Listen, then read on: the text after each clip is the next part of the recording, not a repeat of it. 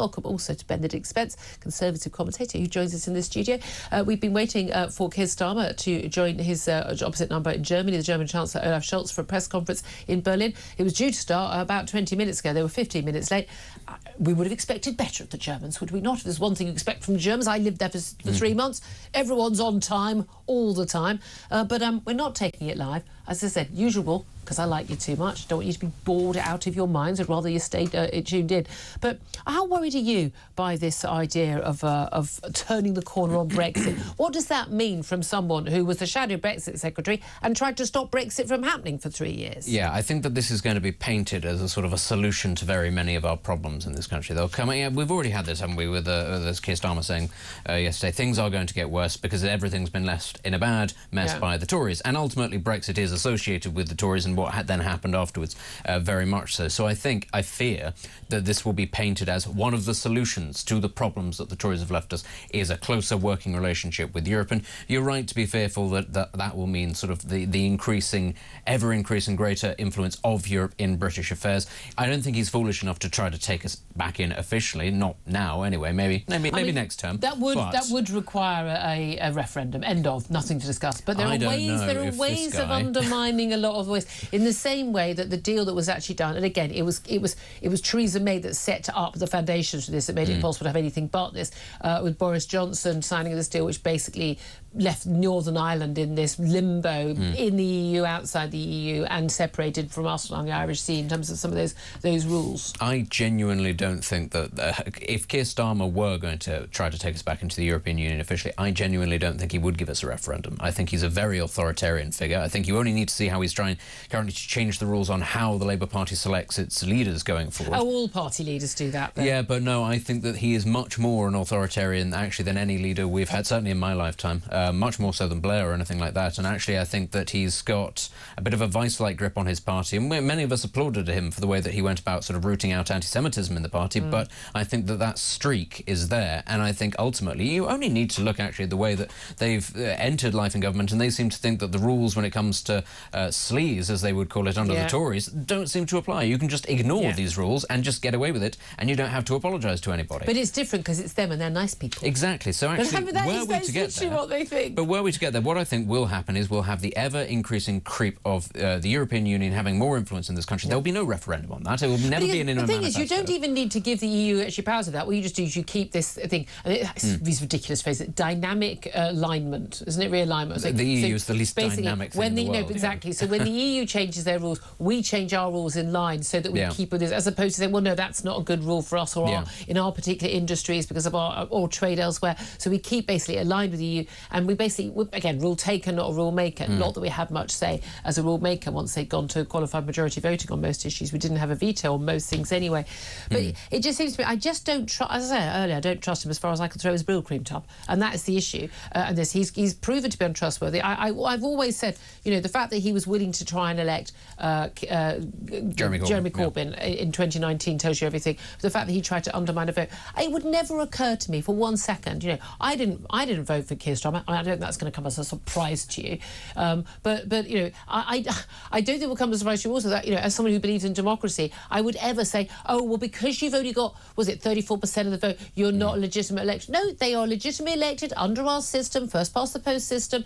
If people who vote Tory want to stay at home or they vote Reform, the Tories deserve to lose. Did Labour deserve to win? I don't think they did. But nevertheless, that was the decision of the electorate. People knew what the deal was and they voted as such. I would never, ever question the legitimacy of this government. Ever, ever, ever. They have every right to be in office to make those decisions. If people don't like those decisions, they have the option to vote them out in 4 or 5 years' time. Yeah, there's nothing. I wouldn't say, well, we would stop them being in government or he should resign now. But what I would say would not necessarily make the government illegitimate, but would certainly start to raise questions is, does the government, without a mandate, without having promised this, start giving away powers to unelected bodies, especially ones based overseas? And I also include things like quangos in the UK. I think it's disgraceful how actually... We've got to get rid of the quangos. It's disgraceful how actually we elect politicians who then go, oh, that looks like a lot of responsibility. I'm going to give it to somebody else who's going to magically come up with the same thing that I want them to. But I won't have any of the flack because it'll be experts who say that it is. The same as with the Bank of England Monetary Policy Committee, the Office of Budget Responsibility, all of these organisations, what they deliberately do is they say,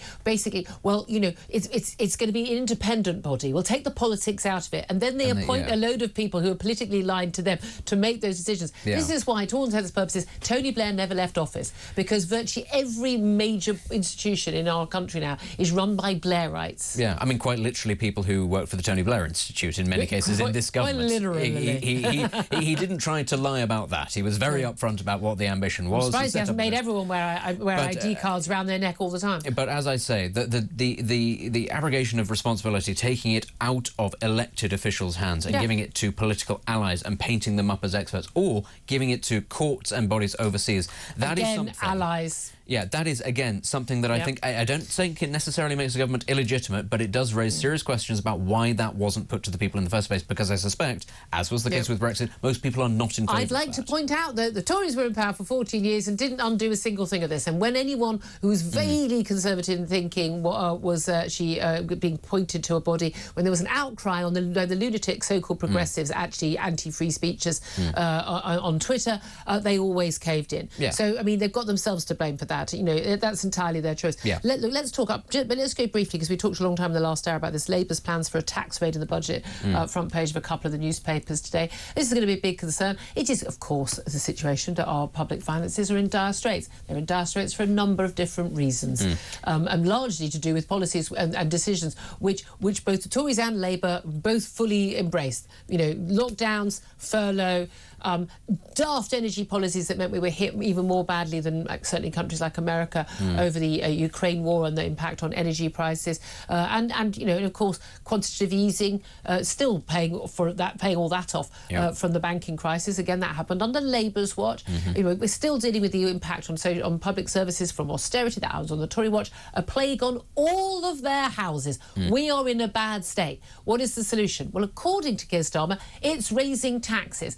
I'm not entirely sure, with a totally stagnant economy, with zero growth in productivity in any public sector at all in the last 20 years, businesses really struggling, having got through furlough and getting through those massive inflationary costs we've had in recent years, that raising taxes is the solution to anything. I mean, what we're getting is another form of austerity, but this time it's going to be given to us by the grown-ups who are back in charge, and so therefore you can rely on it to be better and more effective than the last round of austerity, which the Labour government Labour Party spent 14 years saying was the reason why we are in such dire straits right now. You know, austerity, according to them, is the reason why there aren't enough prison spaces right now. So what we're going to do, more austerity. But they're not planning, as far as I can tell, to build more prisons. No, of course not. And this, I'm afraid this is a real problem, because I do understand, you know, that there is an issue with the public finances, and I do understand the desire to tax people who are higher up the chain because it looks good, it plays well, but it won't actually raise any more money. It'll end up costing more money in the long term, especially when it comes to things like capital gains tax, because it will just mean people go, OK, I'm not going to invest. People overseas coming into this country will go, this doesn't look like an economy I want to sink my money into, because the government is taking as much of it as they can to prop up services that aren't working. They're not talking about efficiency or anything like that. They're not talking about reform. They're just going to put money into a system that is failing. I mean, the hope that that somehow fixes Northern European countries, you know, Icelandic nations, you know, I mean, they, you know, the Scandinavian nations, they pay actually a lot more tax than we do. In fact, you know, Germany and France, your personal income tax is much higher. But however, you get much higher pensions. You also get public services that function. I think people would quite happily pay higher taxes for, well, lots of people would, maybe not everyone, for functioning public services. We just don't have any faith in it. But also, here's a small point, is that actually the sort of numbers we'd have to be paying are so much higher than we're paying right now. I think a lot of people would balk at that. We also have to remember that one of those northern European countries, Norway, has a huge oil and gas industry that it has exploited and a properly. Wealth fund. Yeah, and it's actually used its assets sensibly in order to allow public services. And we've done the complete opposite of that because functionally we don't understand how government is supposed to work in this country. Let's talk about what Keir Starmer is saying though today. They're talking alongside Olaf Scholz, the German Chancellor, who's actually kind of I mean, let's face it. I mean, he's got no power there in his coalition. He has to give in to the Greens on virtually everything. They're talking about standing alongside Ukraine. They're talking about how they're important partners. I mean, Germany is our second biggest trading partner, where I think Britain, Germany's biggest trading partner. There's no reason why these two countries, we've got quite a lot of, there's quite a lot of similarities in our cultures and things, that why we shouldn't be working closely together. Do you think that there is an argument for working with someone like Olaf Scholz when his economy is, again, no longer the powerhouse of Europe, in the doldrums massively right now economically because of high energy costs and, again, insane energy policies in terms of renewables? Do you think that actually that might be a route in for getting better and closer trade? Because we're all happy to have closer trade with the EU. It was the EU that said, no, unless you can have full EU membership and free movement of people, you don't get free movement of goods. That was their decision, not ours. I mean, Germany's economy is about to head into a recession, and quite a bad one by the looks of things. So, really great timing to be going to Berlin, going, these are the guys whose wagon we want to hitch ourselves to. For a very long time, Germany, I think, was seen as the gateway to Eastern Europe, and it was the gateway to Eastern Europe, and that's no longer the case. Actually, realistically, we're already in a great position when it comes to our trade with Germany. We could just bypass them and go to the countries that used to be basically under Germany's boot and do business with them directly, but we're not doing that because we're still in a very backwards mindset where we think, Germany, France, they're the important ones, those are the ones we have to talk to. But as you say, look at Europe's economy. It's even worse than ours. It's incredibly stagnant right now. It's being propped up by two things. Despite Brexit. Eastern European economies, which have a much more room to grow, and Ireland, which is a tax haven and is allowed to be a tax haven because it massages the EU's economic figures. You look at the rest of it, we're not doing well generally, but we're doing better than they are. And many of the other social issues that we have in this country when it comes to things like mass migration, look at what's happening in Holland or Belgium right now. Actually, Sweden. Look at what's happening in Germany right now. Actually, this is not necessarily the model we want to be following. The whole point about Brexit was... Not necessarily. It's absolutely not the model we want to be following. Well, I don't know. I'd take August off if it was up to me. I think that French tradition is a very good one because actually it's far too hot to be doing anything. So gaucher's work. But it would certainly appear that's what they do when it comes to the people who are manning the beaches, stopping channel migrants getting on dinghies. Certainly the taxman in Greece takes all of August off. But, less of that ever since, again, the Germans had their say. But, one of the opportunities of Brexit was, even if you didn't like Brexit, it did allow you the opportunity to change regulations, to go off in a different direction, in many ways to lead Europe, because you could create industries that aren't allowed to be flourishing there. We've chosen not to do that because there is no inspiration in this country, no vision for the future. And again, a part of it is just not believing in Britain. That's what it is. That's one of the things I find really, really depressing, particularly about Keir Starmer's speech yesterday, is the lack of belief in the British people, the faith in the British people. I mean, when we have the most extraordinary ingenuity, the number of inventions that have come from this country, the number of innovations that have come from this country, the ideas, the cultural, the soft power we have, that doesn't come from nowhere. That is something quite intrinsic, I think, in the British psyche, in the British culture, and they've just got no time for it. They just don't care about it at all. It's pathetic. Look, I want to get to another story though, but I want to talk about, and again, very big issue over recent weeks and months, of course, crime.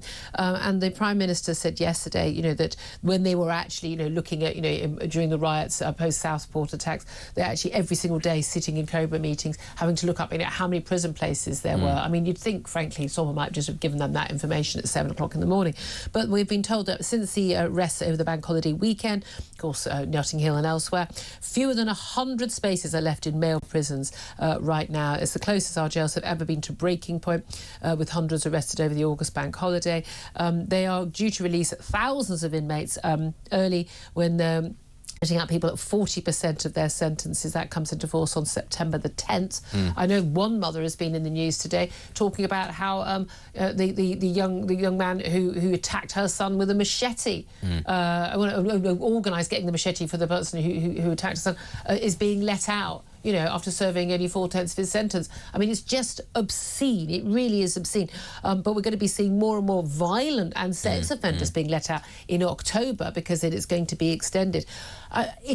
We are in a crazy situation. You can tell how many prison places you need by the number of people behind bars and sitting there watching the number of people going through the criminal justice system. I mean, abject failure by the Tories to build enough prisons for all these years. But I don't see any particular plans for there to be more prisons from this government. This government, they're saying they're introducing 500 new prison spaces in the coming weeks. Well, that's not going to solve the problem for more than a few weeks, is it? No, it's not. You always need excess prison capacity. It doesn't matter, because of circumstances such as this, you always need to be prepared for something like that. I mean, it's not simply that the Tories we need 20,000 more places. Yeah, it's not even that the Tories just didn't build enough. They also closed prisons for the most flippant and stupid of reasons, and people need to remember that they were supposed to be the party of law and order. But, this is going to take time, because actually we haven't heard yet a plan from the Prime Minister, which you would think, given that he was the former Director of Public Prosecutions, he would make this one of his big things, getting law and order under control. Because he knew about it. Yeah, we haven't heard how it is that they're going to get new prison spaces, when that's going to be done, where that's going to be done, because I suspect he doesn't know, ultimately. Yeah. The planning system, amongst other things, is going to make it very difficult. It will be time-consuming.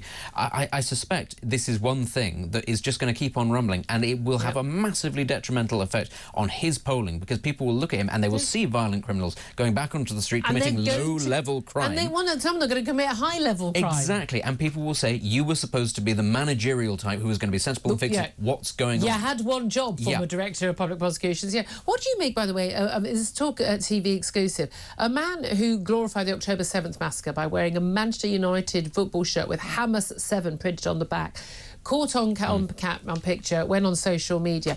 He's still not being identified 3 months later. Now, the Met Police received a report of this man walking down Oxford Street in London with the offensive message on his football shirt back in May. There's still no update on the case. We've contacted the police. We've not heard anything. Now, Oxford Street is covered in CCTV footage. Yeah. There is loads of footage from the shops, loads of footage. That image went out very soon after he'd been seen on the streets. People were so shocked by it. Nothing's been done. Now, the Campaign Against Anti-Semitism have said it's concerning. At this point, they say less and less surprising that the police have yet to identify this individual nearly 3 months on. It's just another example of how the resources of the criminal justice system seem to be unequally applied to different types of extremists. Now, I'm not a free speech absolutist. He's no doubt at all he's breaking the law, this man, because he is, unless his name is Hamas himself, and or his newborn son is called Hamas and is age 7 that day. Why are you wearing that T-shirt? That is glorifying the massacre of 1,200 people and the taking of hostages. Now, if that is the case, that's what he's doing, that is against the law under our terrorism laws, glorifying it.